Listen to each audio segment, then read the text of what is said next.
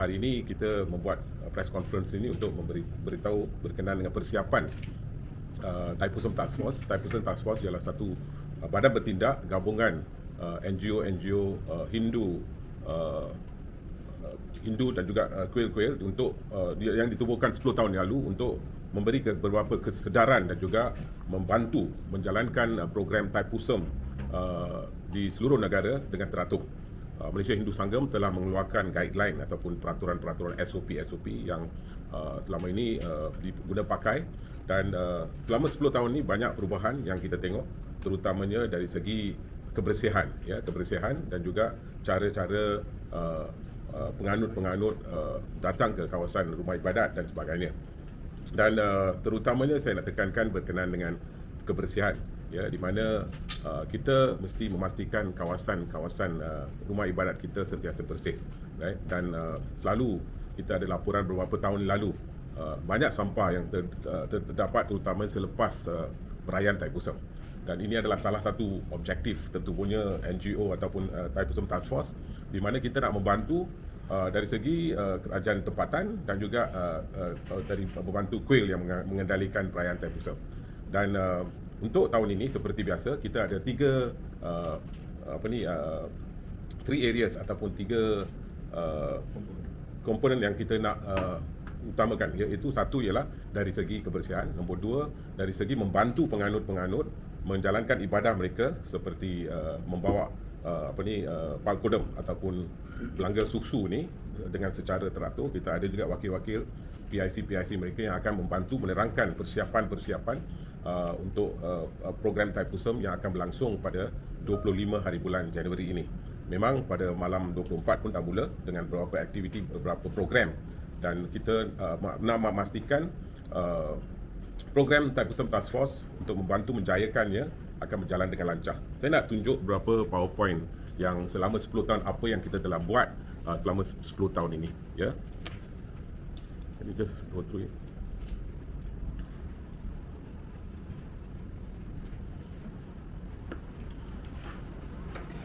Kawasan Batu Cave di Selangor adalah kawasan yang paling pesat lah. Ada beberapa, dikatakan lebih daripada 1.5 sampai 2 juta orang akan melawat Thaipusam.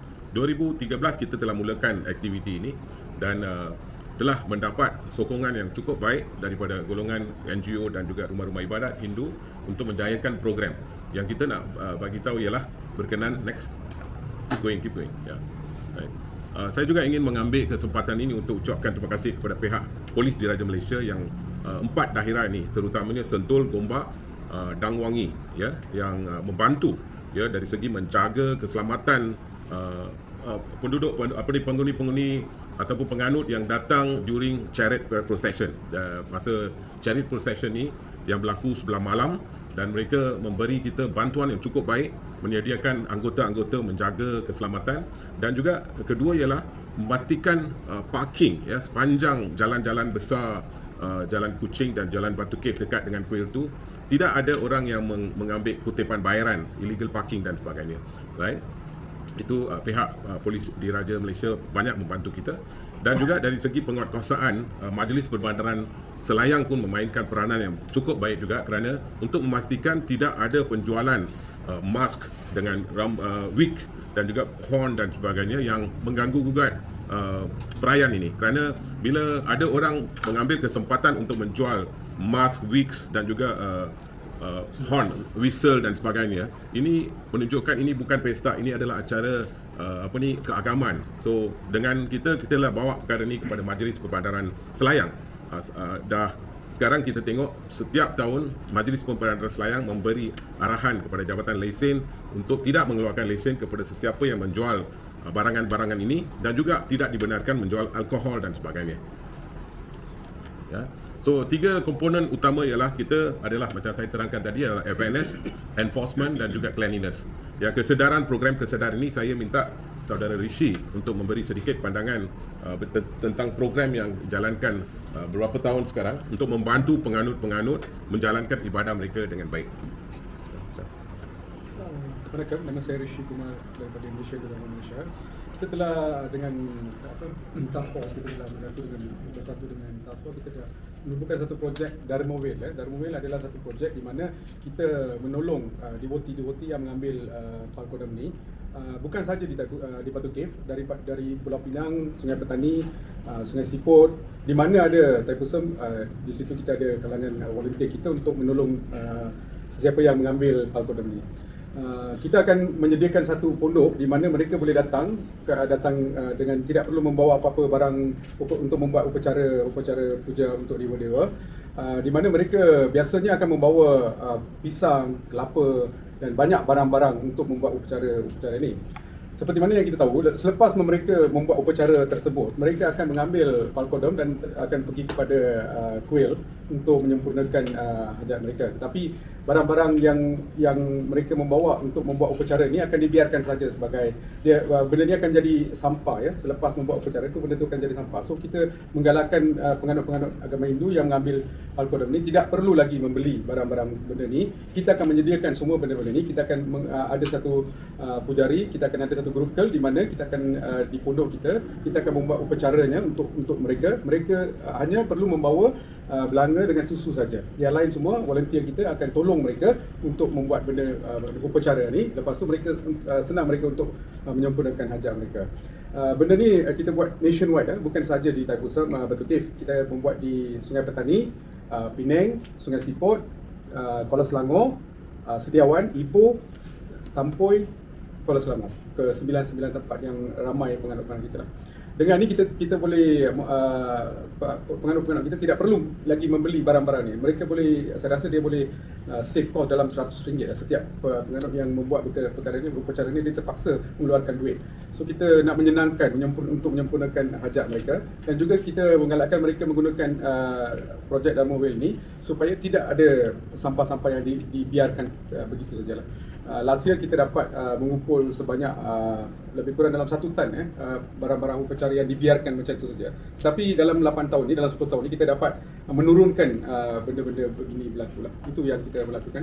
Kita ada pemuda-pemuda kita seramai dalam setiap tempat, kita ada dalam 40 ke 50 sukarelawan yang datang untuk menolong penganut-penganut kita. So saya meminta jasa baik penganut-penganut di sana tidak perlu lagi membeli apa-apa barang-barang upacara. Mereka terus boleh mendapatkan servis ni dekat Dharma Whale, percuma saja, tidak perlu membuat apa-apa bayaran. Kita sedia ada satu set untuk membuat upacara, dan kita ada kurukul ataupun pujari untuk membuat upacara tersebut. So kita akan ada lagu bajan untuk menyempurnakan hajat mereka. Itu yang kita dapat buat setakat ni. Kat luar kawasan kuil, siapa jaga still rela?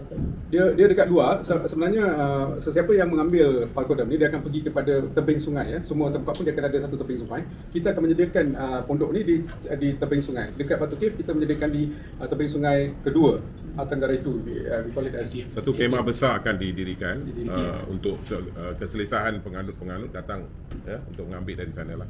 Dari sana mereka akan dibantu. Mereka tidak perlu hirau apa-apa. Mereka just bring belanga dengan susu saja. Selain daripada itu kita akan Tak ada duit. Tak ada duit. Tidak ada duit. Percuma. Ya. Okey. So terima kasih. So itu what adalah I'm asking just now is the committee jaga dalam kawasan kuil, di luar itu traffic semua tu siapa jaga? Masih guna rela service atau apa?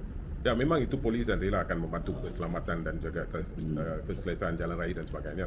So kita balik kepada awareness ni, ini adalah satu cara untuk kita membantu penganut. Biasanya macam apa yang saudara Rishi telah bagi tahu, banyak orang nak jalankan ibadat ni, dia akan bawa barangan mereka setiap orang. Sekarang dengan adanya pertubuhan ni untuk membantu, mereka tak payah bawa daun pisang, bunga, buah-buahan dan semua. Dia semua dah disediakan, you bawa belanga dengan susu dan mereka akan membantu. Ini akan mengurangkan ya dan juga membantu menjaga kebersihan dan sebagainya. Seterusnya bukan menjaga kebersihan saja, tapi kebanyakan mereka akan meletakkan selepas sembahyang tu di kawasan tepi sungai dan sebagainya. So itu yang kita utamakan. Dari segi kesedaran ni, pihak yang mengendalikan iaitu saudara Rishi dan Malaysia Hindu Mahamandaram menjalankan aktiviti untuk membantu penganut-penganut yang ingin menjalankan ibadah mereka.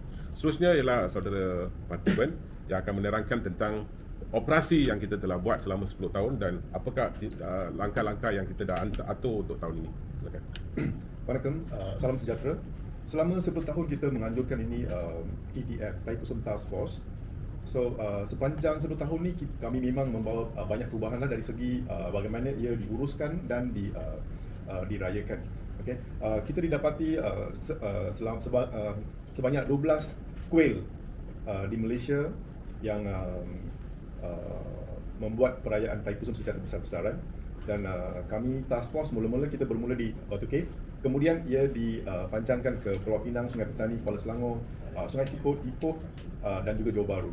So apa yang kami buat adalah nombor satu, kami telah ataupun sentiasa kita berunding dengan pihak penguatkuasa, pihak polis dan juga majlis perbandaran yang terlibat untuk membuat persediaan yang sewajarnya. Sebab sebelum kita mengambil langkah ni, sentiasa pihak penguatkuasa ada mereka rasa macam mereka tak perlu campur tangan, ataupun mereka rasa mungkin ada apa-apa perselisihan ataupun ada yang sensitif. Jadi kami membantu mereka untuk menangani masalah tersebut, dan kami sentiasa berunding dengan mereka macam mana kita nak uruskan perayaan Thaipusam. Sejak bermula dari perarakan, setiap kuil yang membuat perayaan Thaipusam akan ada perarakan. So sejak bermulanya perarakan sampai ke hujung perayaan Thaipusam, kami membantu mereka dari segi membuat persediaan, dan juga seperti mana YB menerangkan tadi ya, kami yang telah menyusul supaya majlis perbandaran dan pihak polis untuk mengharamkan penjualan barang-barang tertentu yang tidak sepatutnya ada ketika perayaan Thaipusam, dan juga penjualan arak dan juga penjualan makanan bukan vegetarian di kawasan kuil dan juga kawasan-kawasan sekitar kawasan kuil. Itu semua adalah usul daripada kami, pihak kami, dan diambil dan diterima oleh pihak penguasa, dan ia telah banyak membantu sepanjang ini. 10 tahun lagi satu adalah kami juga membantu pihak polis untuk mengurangkan kejadian-kejadian jenayah ketika perayaan Thaipusam. Sebab 10 tahun lepas, setiap kali pihak polis akan datang dengan report yang mengatakan sebanyak banyak kes jenayah, dan juga mereka perlu melibatkan banyak orang pihak penguasa dari kawasan-kawasan yang lain. Mereka akan membawa ke tempat-tempat perayaan Thaipusam. Tetapi dalam sepanjang 10 tahun ni, perkara tersebut menurun secara mendadak. Khususnya di Sungai Petani, 5 tahun berturut-turut tak ada satu kes jenayah pun di rekod ketika perayaan Thaipusam. Ialah satu-satunya kejayaan kami lah. Dan untuk tahun ni kami memberi kepentingan kepada 3 perkara yang disebut oleh YB tadi, iaitu kebersihan, kesedaran dan juga penguatkuasaan. So kami sudah membuat perancangan untuk membuat perbincangan bersama pihak polis dan juga majlis perbandaran Selayang, majlis perbandaran Sungai Petani, dan Pulau Pinang pun turut terlibat dalam Thaipusam Task Force. So inilah yang persediaan kita yang buat kali ini. Dan juga satu lagi adalah Clean Thaipusam. Nanti rakan saya akan memberi penjelasan tentang Clean Thaipusam. Okey, berkenaan dengan bantuan penguatkuasaan, mengurangkan kadar jenayah dan untuk membantu menyediakan situasi atau untuk perayaan Thaipusam ni. Kalau tengok gambar-gambar ini adalah apa yang kita telah juga, bukan kita rampas, kita dengan bantuan penguatkuasa. Dan barangan-barangan ini yang macam bagi tahu, banyak orang ingin menjual tu. Masa sebelum kita mulakan Thaipusam Task Force, memang teruklah keadaan di sana. Selepas itu dengan bantuan penguatkuasaan, polis dengan majlis perbandaran dan sebagainya, memang kita telah berjaya mengurangkan. Malam pada 24 hari bulan ataupun sehari sebelum tu, pihak kita bersama dengan task force dengan pihak MPS akan turun gerai ke gerai untuk memastikan tiada barangan ini dijual, right? Dan juga ada ambil kesempatan untuk menjual alkohol, right? Dalam boot kereta mereka. Right, kalau malam tu dia akan buka booth, dia akan jual. Itu pun kita akan dapat bantuan polis diraja untuk memastikan tidak ada aktiviti jualan-jualan ini. Memang Majlis Perbandaran Selayang telah keluarkan arahan kepada semua gerai alkohol kalau tak salah saya 5 km di sekeliling kuil tersebut tidak boleh buka kedai. Walaupun ada kedai jual arak, diarahkan untuk tutup. Itu pun adalah satu program ataupun sediaan yang telah dibuat oleh Majlis Perbandaran Selayang, khususnya di Thaipusam, di Batu Cave, right? Di Penang, di Sungai Petani, dengan apa yang saudara parti pun telah bagi tahu, ada kawan-kawan kita ataupun gabungan NGO yang akan mengendalikan program yang kita buat seperti ini di kawasan masing-masing. Okey, selain daripada itu, yang ketiga yang saya nak bagi tahu ialah tentang kebersihan. Memang setiap tahun ada NGO dan juga individu-individu yang suka memberi makanan percuma. Right? Dia dah ada hajat nak bagi makanan percuma, dia menyediakan makanan tu dalam paket styrofoam tu. Ini yang kita telah juga telah memberitahu NGO ini supaya gunakan biodegradable packing, ataupun dulu dia pakai daun pisang. Right? Dia tidak ada menjadi masalah. Tapi dengan adanya styrofoam box dan sebagainya, memang setiap orang akan ambil dia makan, lepas tu dia akan cari tong sampah. Right? So di sinilah kita ada satu komponen yang kita telah sediakan beberapa tahun dah sekarang, dan tahun lalu pun kita telah berjaya membantu mengumpul banyak sampah dan juga mengurangkan dari segi menyediakan kotak-kotak tong sampah. Memang Majlis Perbandaran Selayang menyediakan 2 kontraktor, right? Satu di sebelah dekat sungai dan satu di luar kawasan gate. Dalam kawasan kuil adalah tanggungjawab kuil tu untuk memastikan kebersihan. Di luar ni kita ada kita punya Cik Satya dengan Clean Thai Pusat Team yang akan mengendalikan projek ini. Saya minta Saudara Satya untuk memberi pandangan. Okay.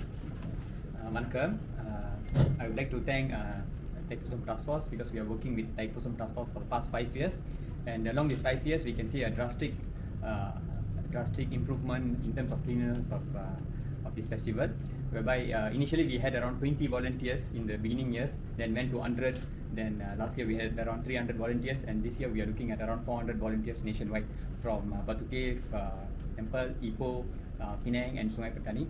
Till now we have around 250, we haven't started our marketing, but we have around 250 volunteers registered voluntarily. They want to get involved in this cleanliness program. And in terms of boxes, we have actually deployed around, we have actually arranged almost 400 dustbin box for Batu Cave itself. And we encourage people who give Annadanam and everything to use, to avoid using plastics and try to use biodegradable boxes. And apart from that, we need more volunteers, and we see a lot of devotees who come to the place voluntarily getting involved and cleaning the places. So we encourage more volunteers to get involved, and not only volunteers, individuals who bring waste and everything. Let's say there's no dustbin, they can bring back home and throw over there. So this year we hope we can have a much more cleaner Thai Pusat Festival, and thank you very much to YB for supporting us throughout these years. Okay, thank you. So kalau you tengok dalam slide tu, yang the brown boxes itu adalah kotak-kotak yang disediakan untuk selama 2-3 hari ini oleh pihak Clean Thai Pusat Team untuk memastikan, selalunya adalah dia cakap kita tak nampak tong sampah, kita tak tahu mana nak buang. So dengan adanya kotak yang disediakan oleh Thai Pusat Task Force dan Clean Thai Pusat ni, kita dapat di setiap 50 meter ada dah nampak kotak tu. Buanglah dalam kotak tu, ya. Kalau nak buang pun. Kalau tidak, seperti yang disarankan, bawa balik sampah balik rumah, buang di rumah masing-masing. Nah, itu satu. Yang kedua ialah kita juga ada bantuan daripada Suci Foundation, right, yang mengutamakan recycling, right. Ada juga mereka berhasrat untuk membuat kerja mereka. Kita dah bincang dengan mereka untuk adakan program bersama dengan mereka. Yang ketiga yang saudara Satya telah bagi tahu ialah mereka menjalankan satu aktiviti. I don't know whether you have the pictures of fruits, right? Di mana mereka mengutip buah-buahan ini, dia tak buang dalam sampah untuk dilupuskan di tapak pelupusan sampah, tapi mereka akan kutip buah-buahan ini dan hantar ke zoo, right? Memang makanan itu boleh dimakan. Kalau kita cuci balik buah-buah itu pun, kita pun boleh makan juga, tak ada hal. Tapi ini adalah satu aktiviti yang dijalankan. Buah-buahan tu akan dikutip dan dihantar ke zoo dan juga somewhere else where ada banyak monyet dan sebagainya lah. Sorry? So itu adalah satu lagi aktiviti yang cukup menarik. Mereka mengutip dan barangan-barang ini tak payah dilupuskan dan sebagainya, buah-buahan ni. Okey, itu adalah dari segi kebersihan, cleanliness. Seperti disarankan, kita menjemput sukarelawan untuk menjayakan apa-apa program pun. Kalau tidak ada sukarelawan, susah untuk kita menjalankan aktiviti yang telah dirancang. Right? Memang dulu banyak sukarelawan, kerana itu suka dan rela. Sekarang Nak jadi sukarelawan dia minta allowance. Itu susah. Nak dapat bayaran ni dengan ikhlas kena datang keluar untuk menjalankan aktiviti. Kita ada 4 shift. Setiap sukarelawan diminta untuk menjaga 6 jam saja untuk membantu menjayakan. Right? Sesiapa yang ingin membantu, sila hubungi kita di TTF punya telefon number ada, dengan website, dengan WhatsApp group, dan akan dipaparkan untuk kita jalankan aktiviti ini. Selain daripada itu, saya juga ingin mengucapkan terima kasih kepada pihak-pihak pengurusi kuil, ya, Batu Cave, Sungai Petani, yang Kuala Selangor, dan semua pengurusi-pengurusi dan jawatankuasa kuil yang selalu membantu kita, right, untuk menjayakan program Thaipusam Task Force ini. Kerana kita nak pastikan perayaan ini dijalankan dengan baik, selamat, dan terutamanya untuk menjaga keselamatan dan juga kebersihan kawasan setempat. Setakat ni ada soalan? Boleh Ya. give like the statistics, like 10 tahun dulu berapa tan sampah yang Okey. and how much sekarang sudah turun. Okey, memang dari segi statistik berapa tan tu kita minta Majlis Perbandaran Selayang lah. Maybe I can get it for you shortly. Right. Itu kalau tengok dalam paparan newspaper selepas Thaipusam 2-3 hari ni, dia akan tunjuk gambar-gambar himpunan sampah. Tapi sekarang kita tak nak claim kredit lah. Kita membantu, kita membantu Majlis Perbandaran Selayang di Batu Cave, tapi juga membantu menjaga kebersihan, mewawarkan program kesedaran, memberitahu masyarakat jangan buang sampah di merata tempat, jangan gunakan barangan-barangan plastik dengan styrofoam dan sebagainya. Kita kalau nak bagi minuman air pun kalau boleh bagi dalam gelas. Lepas tu gelas tu cuci dan pakai balik. Senang. Kalau pakai cup plastik atau paper cup, itu juga menyumbang kepada sampah dan sebagainya. Itu juga yang kita buat. Soalan yang diajukan tadi, saya akan dapatkan statistik. In a while I can get it from Majlis Perbandaran for you and give it to you. Right. Tadi apa Cik Rishi Kapoor kata? Rishi Kapoor. Kan apa santan dengan apa yang paling cuma tu? Susu. Bukan susu mereka perlu bawa, susu dengan belanga mereka perlu bawa. Hanya barang-barang upacara sembahyang, biasanya dia akan bawa buah-buahan, daun pisang, beras, produk-produk lah yang Okey, itu untuk hari puncak kan, atau hari-hari kau datang yang selama 2 hari. 2 hari. 2 hari lah. Ya. So berapa anggaran tu kau datang orang ramai kan? Ya, ramai. Setiap keluarga dia akan membuat satu upacara sembahyang untuk dewa-dewa sebelum dia mengambil belanga susu itu kepada kuil Murugan. So mereka akan membuat satu upacara sembahyang di tebing sungai sebelum mereka mengambil belanga itu. So setiap individual dulu kita tidak memberi persediaan begini. So sekarang dalam 8 tahun ini kita memberi persediaan, kita meminta. Ya, maknanya first come first serve lah. Tak ada. Kita akan ada 24 hours. So kita akan prepare generic. Bermakna kita tidak membeli untuk setiap keluarga sesuatu. Kita akan ada satu tempat puja di mana kita ada buah-buahan semua tu tersedia. Mereka boleh membawa belanga mereka meletak. Kita akan membuat upacara tu dan mengambil belanga tu bagikan mereka untuk Maknanya barang-barang tak putus lah. tak putus. Tidak. Penaja siapa yang menaja semua barang ni? Kita ada well-wishers, kita dapat donation, semua kita akan buat sendiri. Okay. Siapa? This is first time. is it? No, this is the 8th year. 8th year. The 8th year we are doing. And this is nationwide. To help to coordinate the entire procession properly, especially to help the ladies, children. See, they will park somewhere, they will carry all these things, they are not focused to the taking the algorithm. So we want them to just concentrate on your goals. You just come here, we'll help you. We'll help you to do whatever you want, then you just go and then you go back. You don't need to think about anything. Another question, how did you manage to help with the crime? How did your volunteers play a role? Okay, you would have seen the mask, right? Even the parang thing actually it's actually part of their religious vows lah. But sadly, it is not supposed to be for Lord Muruga. It was for some other deities. But they slowly over the last 10 years, one of our co-founder Ramaji, who's a religious scholar, is not here. He's in India. He has been always giving talks in all the temples. This is Lord Muruga's festival. This is not some other deity's festival. So slowly we have avoided that, and that part of the trend on bringing that is stopped. One, how did he help reduce crime? Is you see, crime happens when people start wearing masks like that and do whatever they want to. And our squad, especially Thaipusam Task Force, they also go on patrolling with the police. Right, they go on patrolling with the police. At the same time, they also they'll be positioned in certain places, right? Especially at nights, where in dark areas, when they are walking around with their vests, accompanied by 1 or 2 policemen, the awareness is there. People are having, confident that they can go into Thaipusam celebration without fear. Okay. How about the parking? Okay. Some collecting.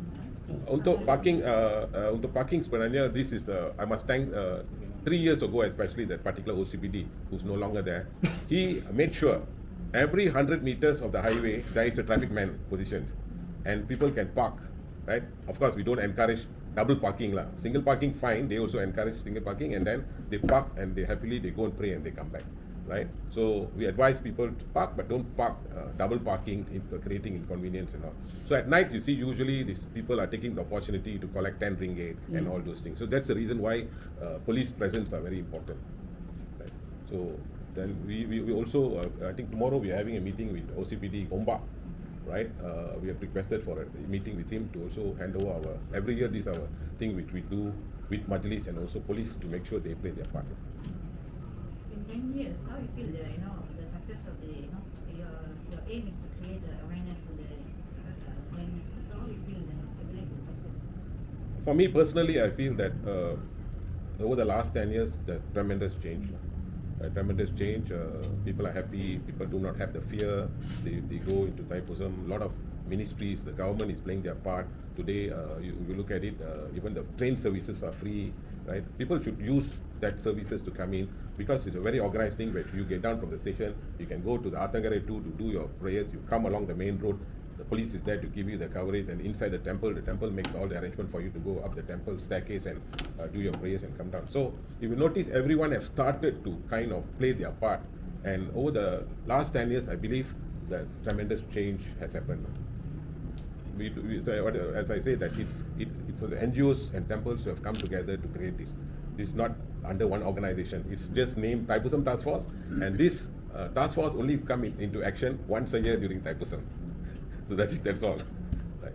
How many of your If you look at the organization who play a very big role is Malaysia Hindu Sangam, right? From the then President Dato' Waiti, and then we have Dato' Mohan Shan, then today we have Mr. Ganesan, then Hindu Mamandram, Hindu Seva Sangam, Rudradevi Samaj, Swami Turgedasan from Portland, the Gurukals Association, right? We heard Urumi Melam. I must talk to maybe later in the Tamil part press conference. I'll talk about the Urumi Melam thing. The Urumi Melam boys also have now. Those days you will be. They're not themselves lah. But nowadays we have them all uniformed, right? Very disciplined. All those things has slowly changed, right? So I believe that success of this 10 years of Thaipusam Task Force is actually by the people for the people.